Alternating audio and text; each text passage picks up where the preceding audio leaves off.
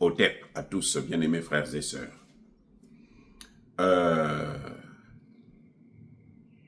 D'où vient, quel est le problème de Sassou Nguesso? J'ai dit dans une de mes dernières vidéos que le Congo-Brazzaville était dans la liste noire des États-Unis. Alors que nous savons que jusqu'à présent, il n'y a pas de terrorisme au Congo-Brazzaville. Mais c'est vrai que on a des terreaux, comment on les appelle, latents, puisque les Rwandais que Sassou Nguesso a amenés sont des terreaux.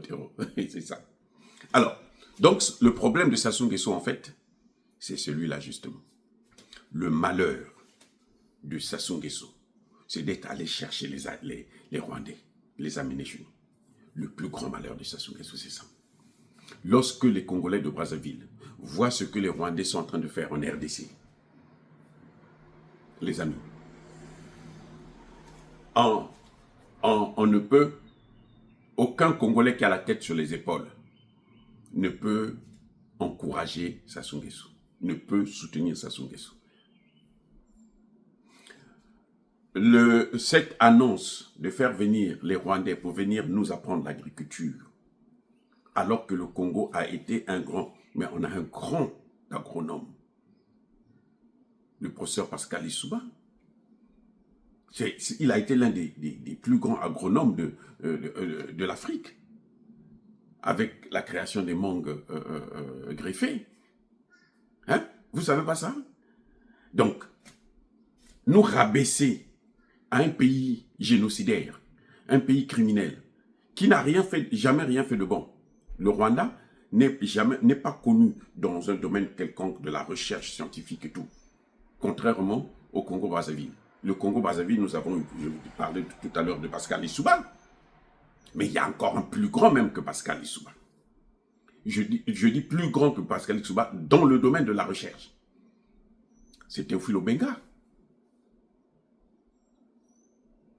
C'est-à-dire qu'après Cheikh Anta Diop, c'est Théophile Obenga. Donc, vous avez des géants de la connaissance qui sont nés là à Brazzaville. Hein? Je vais dire au Congo, Brazzaville. J'aime pas le mot Brazzaville là parce que Brazzaville, ça ramène à l'esclavage encore, à la colonisation. Bref, mais bon. Un pays comme ça là, vous négligez ces grands chercheurs pour aller prendre des Rwandais qui ne savent que planter le thé et le piment. Mais ça, si ce n'est pas une folie, il y a un problème grave. Est-ce que vous voyez là où se trouve le problème du Congo? Et c'est de là qu'est venue la malchance de Sassou Nguesso. Parce que déjà, il a tellement torturé. On l'a appelé Papa Nyongologue, c'est-à-dire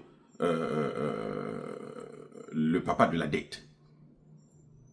La goutte d'eau qui a fait déborder le vase, c'est la présence des Rwandais au Congo-Brazzaville. Si les Congolais n'en parlent pas, si on se tait, c'est juste par peur des représailles. Mais si on était dans un pays où on avait la liberté de parole, ça ne devait pas se passer. C'est-à-dire que les Congolais allaient crier dans la rue d'une manière incroyable. C'est ça le problème. Le grand problème de Sassou, c'est ça. C'est même pas la gestion. On sait déjà qu'il gère mal, il ne pourra pas faire mieux. Mal géré, il est comme ça, il gère mal. Depuis qu'il est là, il n'y a rien. Le Congo ne fait qu'aller dans les couilles. Donc ça, c'est connu. À peine, on supporte ça. On est habitué à ça. Mais aller prendre les Rwandais, là, c'est la goutte d'eau qui a fait déborder le vase. Là, c'est trop. Là, Sassou est allé trop loin. Voilà pourquoi les Congolais le détestent à mort. Si vous faites un sondage, je ne sais pas si lui, il a l'habitude de faire au moins les sondages. Parce que quand on est dans cette situation-là, on ne fait jamais des sondages. Mais si on fait un sondage, voilé, à visage voilé, vous allez voir qu'au moins même 99% des Congolais vont dire, ce type-là, il doit partir. Il a été vomi avec cette affaire des Rwandais. Les Rwandais nous ont amené les bébés noirs. Les Rwandais nous ont montré ce qu'ils valent en RDC. Les Rwandais, ça fait 30 ans qu'ils sont en train de torturer la RDC. Ils ont fait 18 millions de morts. Nous, on est à peine 5 millions. Ils vont faire une bouchée. Donc, les gens, quand ils voient ça, et la raison qu'ils évoquent, non, l'agriculture, il faut faire l'agriculture. Oh. Mais les grands ingénieurs, là, sont au Congo. Je vous ai jamais dit qu'au Rwanda, là, le pondou, là, les feuilles de manioc, là, c'est une dame congolaise que j'ai connue personnellement à Paris, qui faisait de la recherche. C'est elle qui a amené la culture du manioc au Rwanda. Maintenant, c'est ce Rwanda qui va venir nous donner des leçons dans le domaine de l'agriculture. C'est-à-dire que, vous savez, c'est tellement honteux que même en parler, on a envie de vomir quand on voit des choses pareilles. Et c'est là qu'est venu le grand malheur. La plus grosse malchance de Sassou Nguesso. C'est pour ça que vous voyez que les Américains l'ont mis sur la liste noire.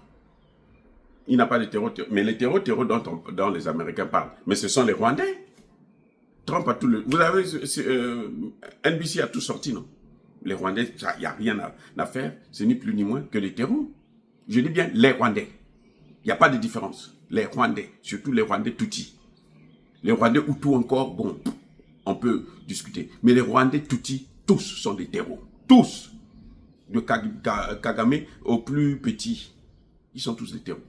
Donc, quand tu nous les amènes chez nous, tu es en train de vouloir notre mort. Et comment voulez-vous qu'un peuple comme ça puisse vous soutenir? Comment? Comment? On est habitué à souffrir, à ne pas manger, à ne pas avoir de salaire, à ne pas avoir de bourse, à ne pas être soigné.